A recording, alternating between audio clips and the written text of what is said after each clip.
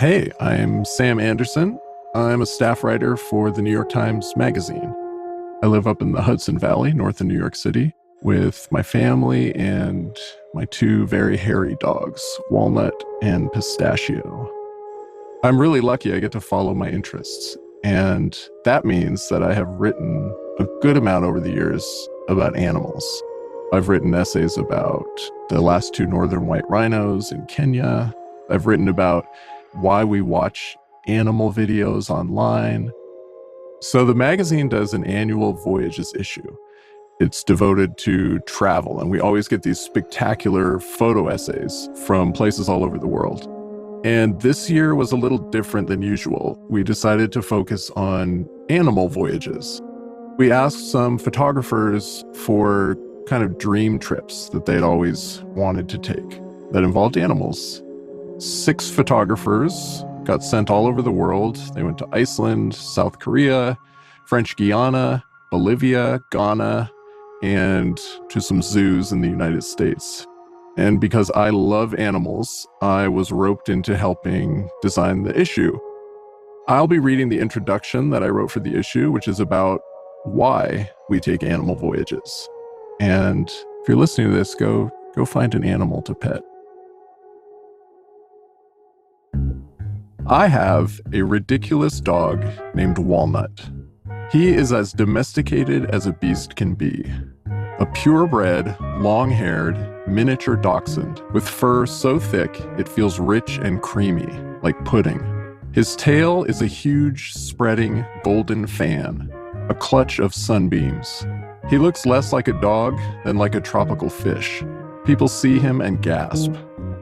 Sometimes I tell Walnut, right out loud, that he is my precious little teddy bear, pudding cup, sweet boy, snuggle stinker. In my daily life, Walnut is omnipresent. He shadows me all over the house. When I sit, he gallops up into my lap. When I go to bed, he stretches out his long, warm body against my body, or he tucks himself under my chin like a soft violin. Walnut is so relentlessly present that sometimes, paradoxically, he disappears. If I'm stressed or tired, I can go a whole day without noticing him. I will pet him idly. I will yell at him, absent-mindedly, for barking at the mailman. I will nuzzle him with my foot, but I won't really see him. He will ask for my attention, but I will have no attention to give.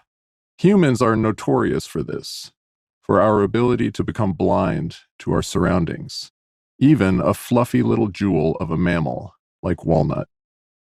John Berger, the brilliant British artist critic, could have been writing about all of this when he lamented 45 years ago modern humanity's impoverished relationship to animals. In the last 2 centuries, he wrote, animals have gradually disappeared. Today, we live without them. On its face, this claim is ridiculous. Animals are everywhere in modern life.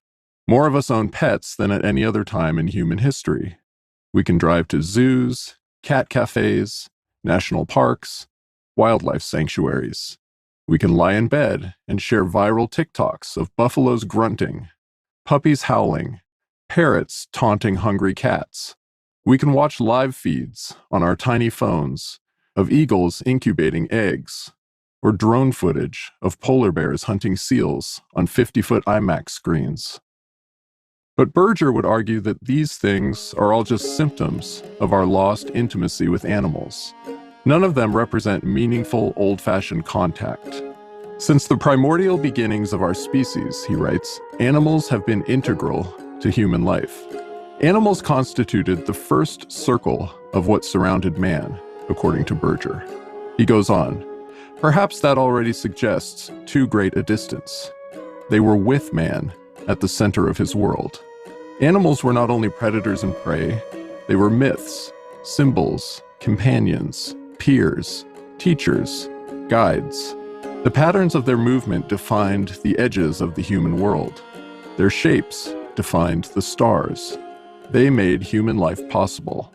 A few ostrich eggs could sustain hunter-gatherers for days, first as food, then as water carriers that enabled them to cross vast, parched distances. We all know what happened next. Capitalism, industrialization, urbanization, the internal combustion engine, suburban sprawl, fast food, chicken nuggets, factory farms.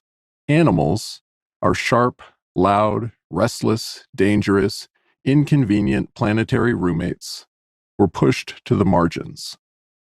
For Berger, this was a profound loss, not only for the subjugated animals, but also for the humans who did the subjugating. The animal has secrets which, unlike the secrets of caves, mountains, seas, are specifically addressed to man, he writes. With their parallel lives, animals offer man a companionship which is different from any offered by human exchange. Different because it is a companionship offered to the loneliness of man as a species. Our lost closeness with animals ushered in a sharp existential pain, a state of beastly alienation. Modern humans can try to rationalize that loss in infinite ways. Is it such a bad thing that most of us no longer have to worry about wolf packs stealing our leftover caribou meat? We can concoct all kinds of synthetic replacements. Ant farms, sea monkeys, pet rocks, chia pets, Tamagotchis. Growing up, I fell in love with a battery-powered robot owl named Hootbot.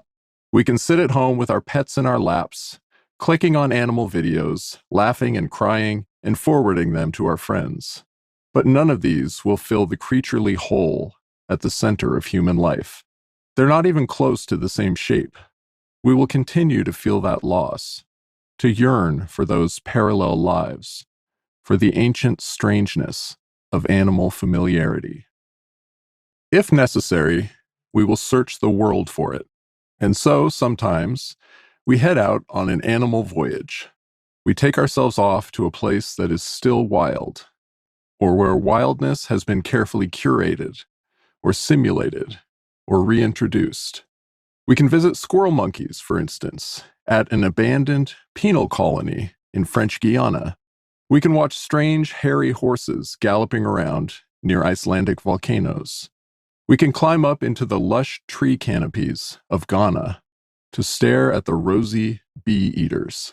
Wherever we go, our goal will be roughly the same: to put our own animal bodies near the bodies of the creatures we have pushed away, to effect an existential reunion. If that sounds mystical, well, it is. It's hard to put into words exactly what we're looking for when we go out to meet a distant animal. The need probably goes deeper than language. On some level, I think we're looking to orient ourselves, to locate ourselves on an accurate map of the universe, not using the coordinates we've been handed by human culture, the self-flattering, narcissistic, anthropocentric fantasies of a world made for us, in our image. Something in us yearns for accuracy, even if it comes at the price of a demotion. It is liberating to be decentered, and animals always are happy to perform this service. This is Nate Taylor, and I cover the Kansas City Chiefs for The Athletic. I love locker rooms after games. When I walk in that locker room, I am the eyes and ears of our subscribers. As a journalist, it's my duty to ask the hard questions and to get some true honesty from athletes and coaches. It's a real joy to cover football, to be a hunter and a gatherer of news, to get something that's revealing that you may not be able to see on television.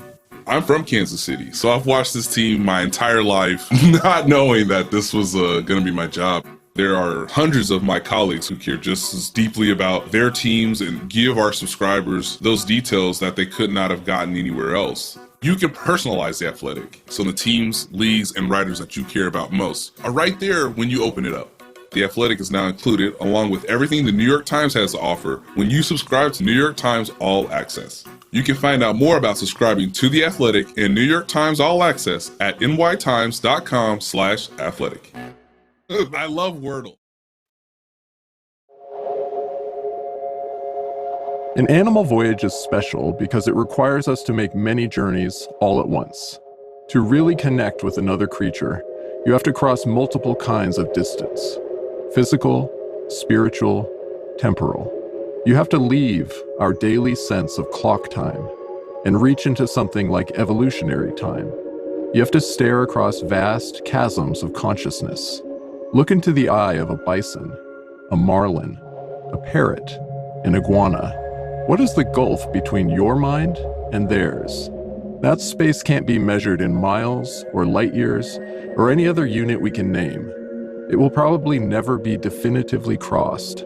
What kind of bridge would ever even begin to work? And so an animal voyage is, on some level, always destined to fail. This, too, is part of its appeal. My favorite record of an animal voyage is a book that's fluent in failure. Peter Matheson's nonfiction masterpiece, The Snow Leopard, chronicles a truly extreme animal quest.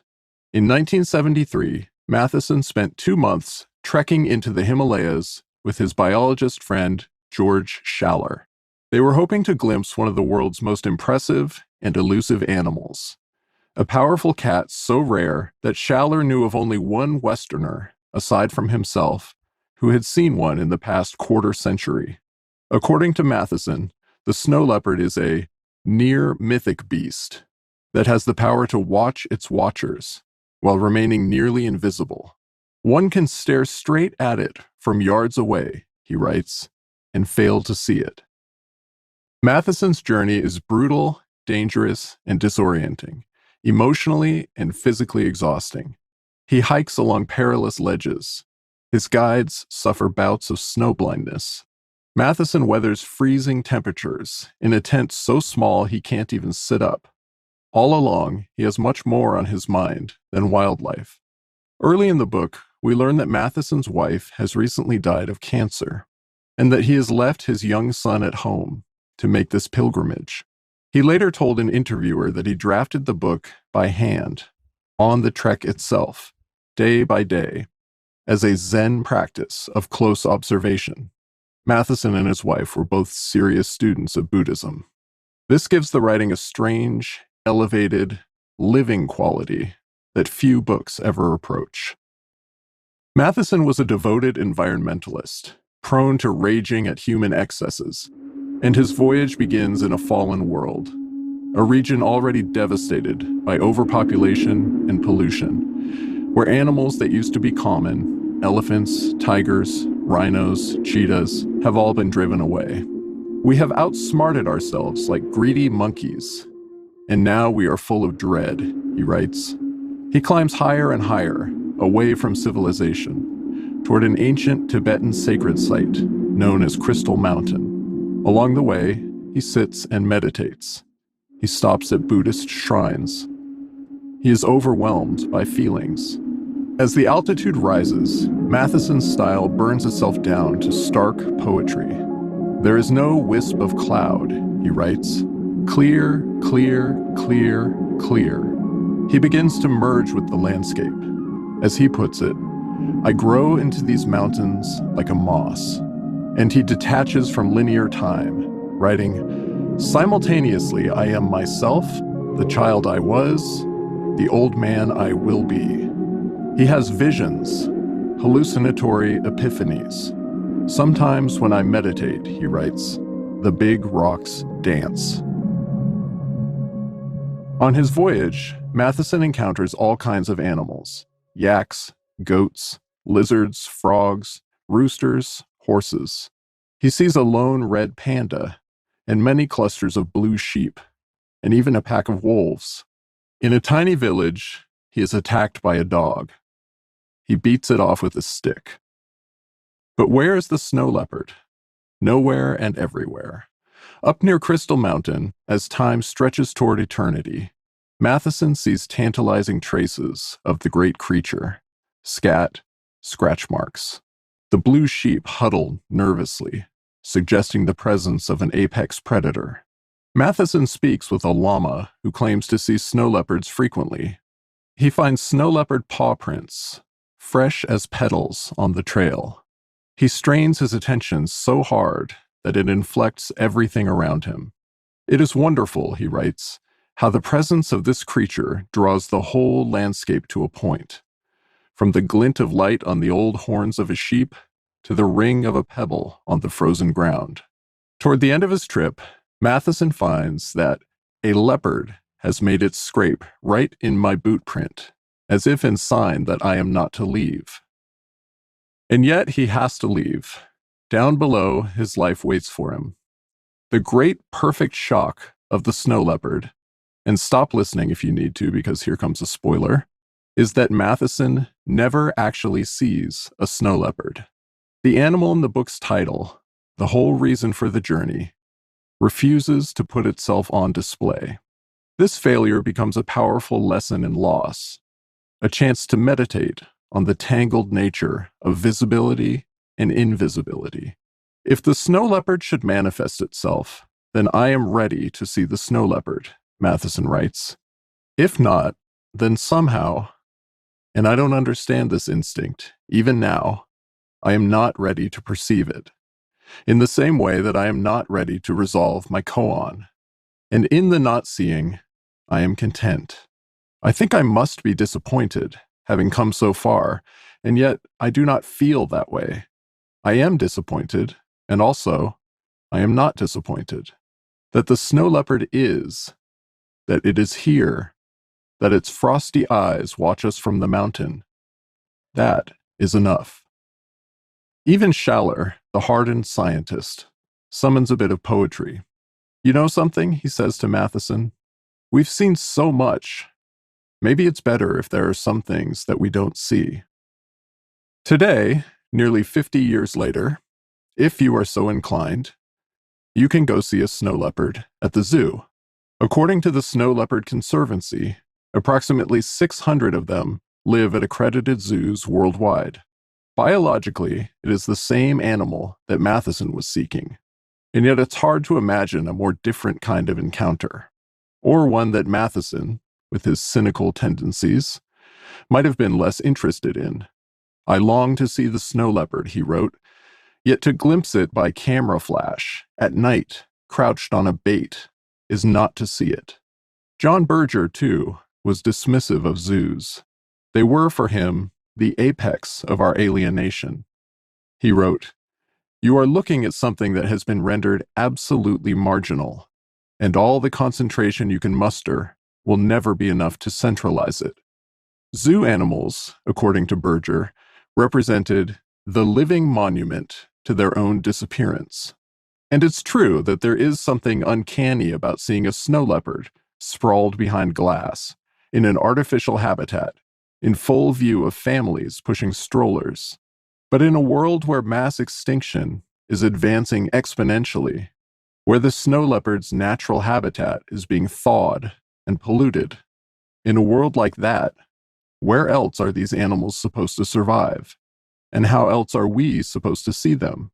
Or should we simply surrender ourselves, forever, to the fate of non-seeing? I have loved animals since I was a child. My first word was bird. I ate dog food out of solidarity with my first pet. I wanted to grow up to be a veterinarian or a zoologist. Writing derailed me. As an adult, I've been lucky to be able to take animal voyages all over the world. I've swum with manatees in Florida and sat on an Icelandic cliffside among thousands of puffins. I've watched the famous tree-climbing goats of Morocco. I've seen them perched, absurdly, 20 feet above the ground, in the branches, like huge, hairy white fruit. I once got to spend a whole week with the last 2 northern white rhinos on Earth. The best trips, like Peter Matheson's search for the snow leopard, find a way to make themselves permanent. A northern white rhinoceros will not come home with you, but your awe at the rhinoceros, your amazement and respect and appreciation, that is portable. You can apply it to your goldfish, to your children, to the chipmunk that lives under the stairs, to the citizens around you. To return home from an animal voyage is to become yourself a new animal, living in your old habitat. It is to find yourself voyaging in your own home, waking up to the other creatures that were there all along, inching them from the margins back toward the center of your life, where they belong. It is to remind yourself that being with an animal, any kind of animal, anywhere at all, is its own kind of voyage. When I come home from a trip, Walnut gets very excited. He prances and hops and barks and sniffs me at the door. And the consciousness of all the wild creatures I've seen, the puffins, rhinos, manatees, ferrets, the weird hairy wet horses, come to life for me inside of my domestic dog. He is suddenly one of these unfamiliar animals. I can pet him with my full attention, with a full union of our two attentions. He is new to me, and I am new to him.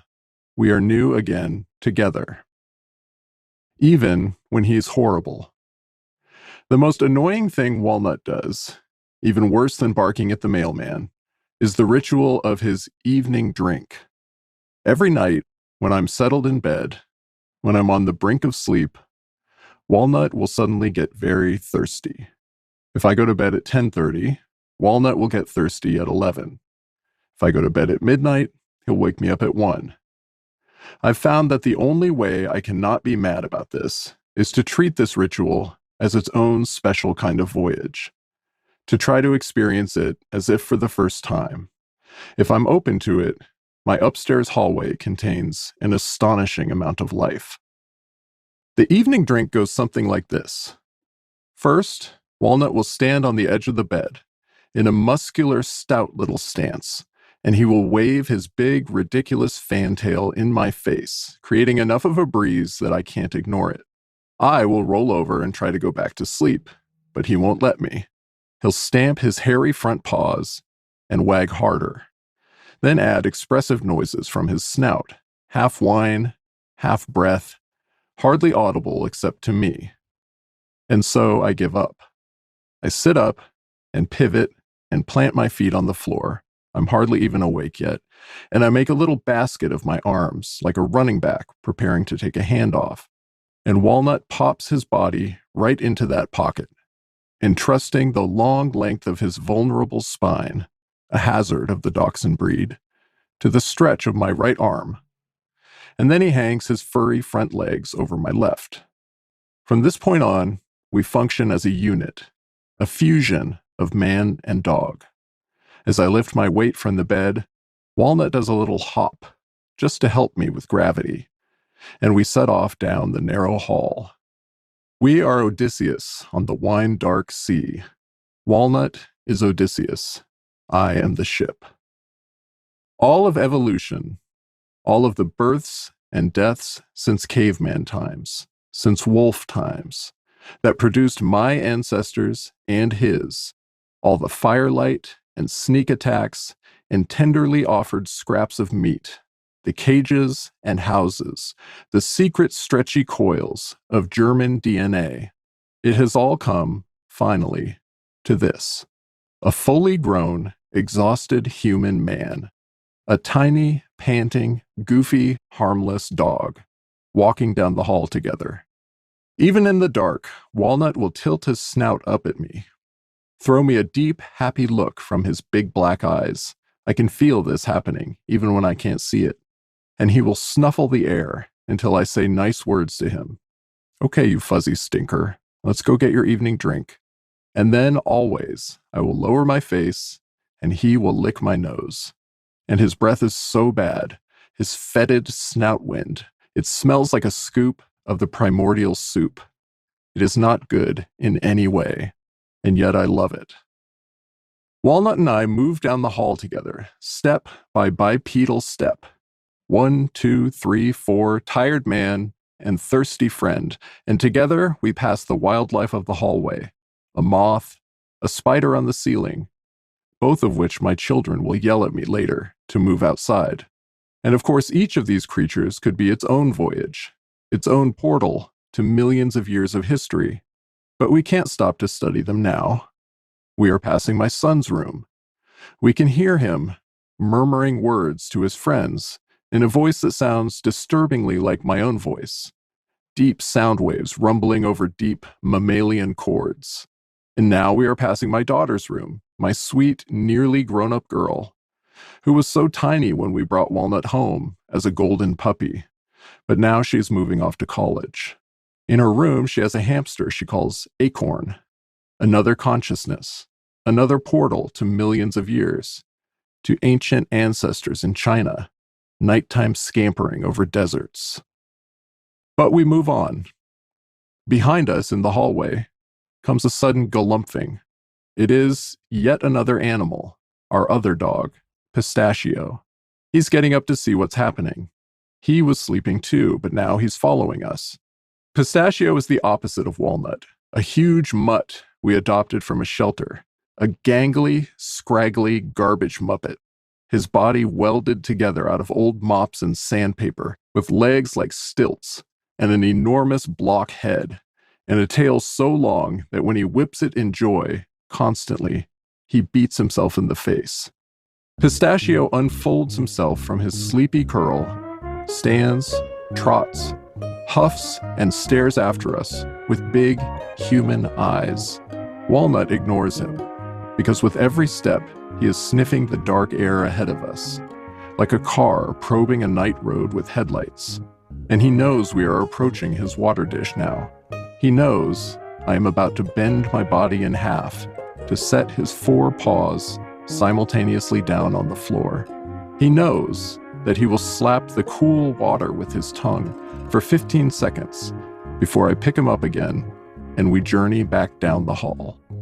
And I find myself wondering, although of course it doesn't matter, if Walnut was even thirsty, or if we are just playing out a mutual script. Or maybe, and who could blame him, he just felt like taking a trip.